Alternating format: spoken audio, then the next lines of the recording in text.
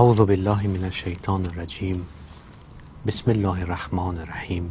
Chers frères, chères sœurs, chers amis, assalamu alaikum wa rahmatullahi wa barakatuh. Dunya, le bas monde, est une période qui nous aide à récolter le plus possible pour le akhira. C'est dans cette place ou ce lieu que nous vivons présentement qui est plus considéré comme une étape de notre vie qui peut aller jusqu'à 150 ans, 200 ans, disons même 500 ans, 1000 ans, mais qui a une fin. C'est une place temporaire. Et à la fin, à la conclusion de cette étape, nous allons voyager et aller à une étape qui est différente, qui se nomme le barzakh, qui est en fait un lieu encore temporaire entre dunya et le akhira. Mais le dunya, c'est une période tellement courte et qui est même l'une des plus courtes étapes de la vie humaine, que lorsque nous le vivons, nous ne pouvons pas nous rendre compte qu'il est excessivement court. C'est un lieu qui est rempli de difficultés, mais également de plaisir. Car l'être humain a en lui la notion de douleur et de plaisir. De par les nerfs, de par sa structure physique, il peut développer et contrôler la douleur et le plaisir. Mais selon beaucoup de personnes qui sont dans le domaine de la psychologie, dit que la douleur et le plaisir est contrôlé d'une manière psychologique. C'est-à-dire, certaines fois, la douleur, si elle est psychologiquement considérée comme un plaisir, peut être une douleur inexpliquée émanant d'un plaisir, et vice-versa. Qu'est-ce que je veux dire par ça? Je veux dire que Allah, notre Créateur, le Dieu unique et absolu, a créé l'être humain avec des fonctions qui nous aident à comprendre par des douleurs et des plaisirs. Et si nous suivons ces règles, les règles divines, par une religion, par un code qui est un code spirituel, nous pouvons comprendre et donner un sens à ce qui est la douleur et à ce qui est le plaisir. Mais certaines fois, la douleur peut être, grâce à ce sens que nous donnons à la douleur, nous pouvons voir que la douleur peut être quelque chose de bien et le plaisir peut être quelque chose de négatif selon ce code que nous suivons ou ce sens que nous donnons à nous-mêmes. Parce que une personne ignorante va conclure très rapidement que la douleur est mauvaise et le bien et le plaisir est quelque chose de bien. Mais en suivant un code, en suivant une éthique, en suivant une morale, on peut se tromper et voir des choses complètement différentes. Car l'être humain ignorant ne peut pas se rendre compte des résultats à long terme. Pourquoi nous disons qu'une douleur est une chose positive ou un plaisir est une chose négative? Je vous donne un exemple. L'islam commande à tous les croyants de jeûner durant une certaine période de l'année. Ce jeûne est une douleur pour beaucoup, surtout vivant dans des lieux très arides et très chauds. C'est une douleur parfois même très forte. Mais cette douleur doit changer à un plaisir spirituel. Car il est non seulement bien pour notre foi, pour notre purification du cœur, mais également cette douleur, a des conséquences positives sur notre physique, sur notre santé morale, mentale et physique. D'ailleurs, des médecins encouragent certaines personnes qui sont atteintes de cirrhose, qui sont atteintes de certaines maladies, de jeûner et de garder son estomac vide le plus longtemps possible. La majorité des religions, dites des religions monothéistes ou des religions, de grandes religions dans le monde, ont cette notion de jeûne, ont cette notion qui également demande un sacrifice et une douleur pour le bien-être spirituel et même physique de l'être humain. Donc le dunya, le monde ici-bas, est une étape qui doit avoir de la douleur, qui doit avoir du plaisir. Et on ne peut pas vivre dans un monde qui est cette étape très courte qu'avec de la douleur ou qu'avec du plaisir. Il serait complètement innaturel, complètement contre la nature et contre la notion de l'existence de l'être humain. Dès que un enfant naît de sa mère, il naît avec des pleurs, avec une douleur parce que dans ce cas précis, c'est une douleur de respirer l'oxygène extérieur et il commence la vie avec cette douleur. Et la mère également de l'enfant a une douleur atroce. Et le long de la vie, mais juste après on voit que cette douleur se calme lorsqu'il se met dans les bras de sa mère, lorsqu'il demande le réconfort envers sa mère. Il se calme en entendant les cœurs qui battent de sa mère lorsqu'il dort sur elle. Et on voit très bien que la vie également a des douleurs, a des plaisirs. Et nous devons comprendre la vraie philosophie de la vie, du dunya, d'éviter toute déviation, d'éviter toute mauvaise compréhension de la signification de la vie. On a beau se développer d'une manière matérielle, on a beau travailler très durement, mais si on ne comprend pas la philosophie de notre existence, si on ne comprend pas pourquoi on vit, d'une manière très simple, pourquoi nous sommes là, comment une personne peut arriver à une tranquillité et une paix intérieure.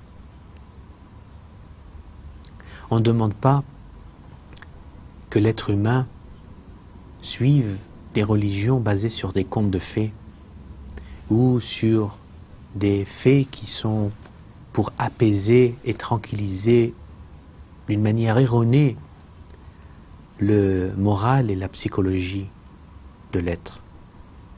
On demande qu'il faut suivre un message divin qui est réel et réaliste. Car pour le bien-être de l'être humain, on doit savoir accepter les côtés amers et les obligations que chaque être humain doit avoir en prenant ses responsabilités, non seulement dans la religion, mais dans sa vie, en tant faisant partie de la société.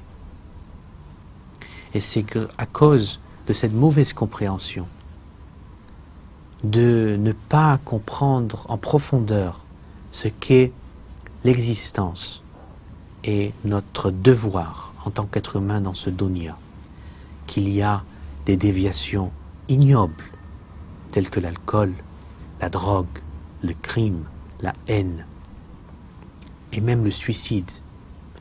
Chaque année, nous voyons des suicides partout dans le monde, surtout vers l'automne ou l'hiver, où les gens se sentent un peu plus isolés, plus confinés chez eux.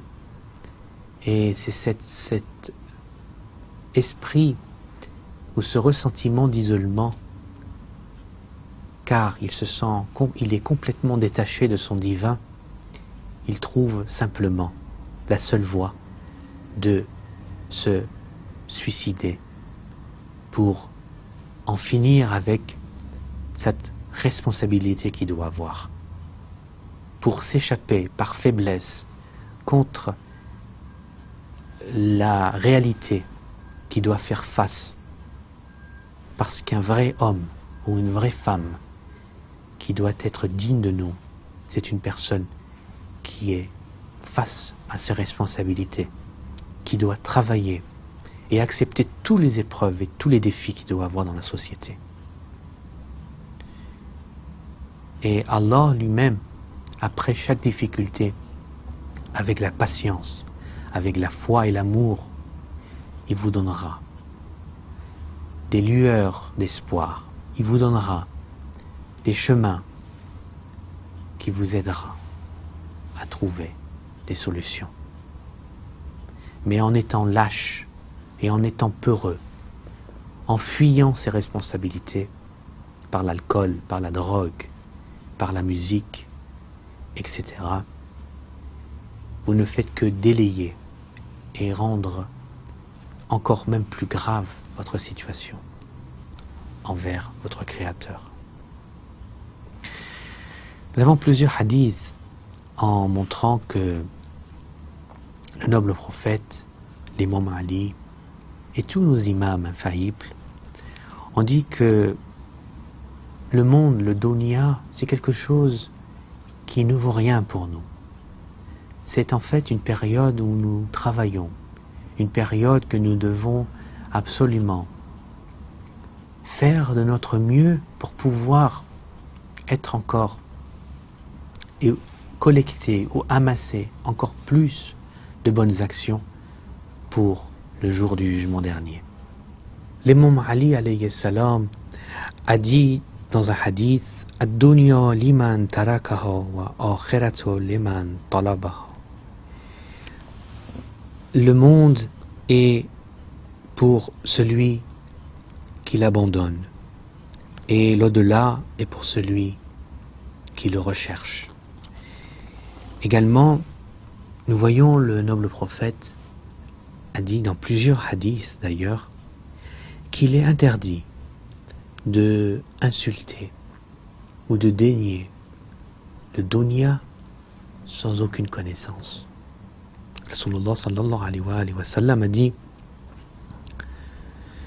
La tusubbu al-dunya, n'insulte pas le monde, car ce monde c'est le meilleur moment pour les mu'mins, pour les croyants, d'amasser, de collecter, de travailler, de labourer pour son akhira. Comme je viens de dire tantôt, il faut comprendre la philosophie, la signification du dunya. Si on ne comprend pas ce qu'est le dunya et on est ignorant de notre devoir dans notre existence, on va commencer à faire des choses répréhensibles. L'imam Ali alayhi salam a dit: Ad-dunya suqul khusran. Le monde ici-bas, c'est un marché, un bazar pour ceux qui sont en perdition, car il ruine l'intellect, il ruine tout ce que vous avez dans l'existence, et en particulier votre temps si vous ne savez pas le gérer.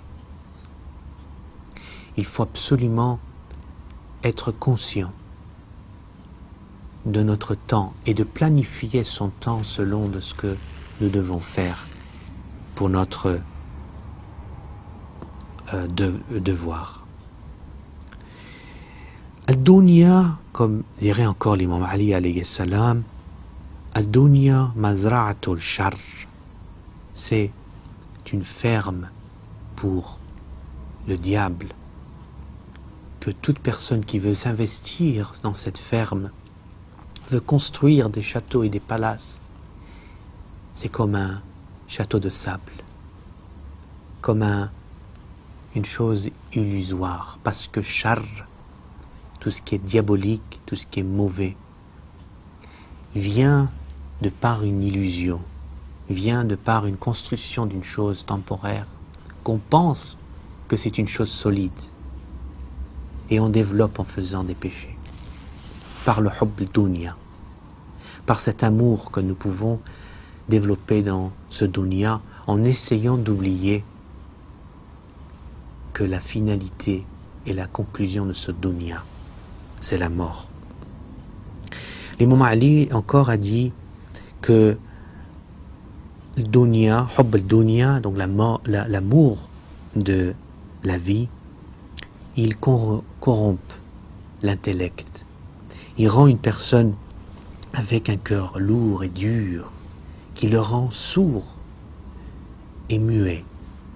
Il coupe sa communication avec son Créateur, en essayant de développer ce sens de plaisir que je vous ai dit au début de l'émission, qu'il pense que le plaisir est une chose positive à tout prix, et n'essaye que de prolonger cette sensation de plaisir en vivant dans ce dunya, en pensant que ce monde est simplement un monde où on doit faire le plus de choses pour développer cette sensation de plaisir. Par son ignorance, en se contentant des contes de fées et des choses qui ne sont pas réelles, il veut que prolonger cette apparence de plaisir dans sa vie quotidienne. Et c'est pour ça que son intellect, son intelligence, sa santé morale et mentale devient endommagée. Et ce n'est pas un hasard que beaucoup de ceux qui vivent dans l'aisance, loin de la spiritualité, loin de cette compréhension divine, de suivre la religion des Ahlul Bayt, on peut comprendre que souvent ces gens-là, ce sont des gens qui se suicident, qui finissent dans l'alcool, dans la drogue, dans des problèmes qu'ils ont avec eux-mêmes, rien que parce qu'ils n'ont pas compris que prolonger le plaisir ou à vivre dans une imagination diabolique, ce n'est pas la réalité. Ce n'est pas ce que le but de notre existence dans ce dunya. Alors, l'imam Ali a dit que, en expliquant ce qu'est le dunya ou ce bas monde, il a dit que Wallah, ce monde à dunya est pire à mes yeux qu'une simple branche, ou ne vaut rien à mes yeux qu'une simple branche de palmier séchée et pourrie. Il a également dit que ce dunya, pour moi, il est rien du tout en valeur matérielle, mais il a une valeur qui est très précieuse, qui est cette valeur de pouvoir travailler et une opportunité pour pouvoir s'acheter une meilleure place, fi Jannah, dans le paradis, Inch'Allah. Il faut faire très attention, chers frères et chères sœurs, qu'il ne faut pas être déçu du dunya. Il ne faut pas se blâmer d'avoir une mauvaise vie, une vie qui n'est pas dans notre attente. Et c'est ça le grand problème, c'est que nous ne comprenons pas la vraie signification de ce dunya. Et on voit que la majorité des gens aiment ce désir. Et c'est ce désir, ce shahwa, qui trompe souvent l'humanité en faisant et en développant des croyances fausses et des croyances erronées et corrompues. Car il risque de faire des comportements animaliers en diminuant son intellect, en évitant de travailler sur son intellect, et qui tombe dans des péchés très graves, humiliantes pour lui et pour les générations après lui. Il faut faire attention au dunya, parce qu'il est d'apparence très doux.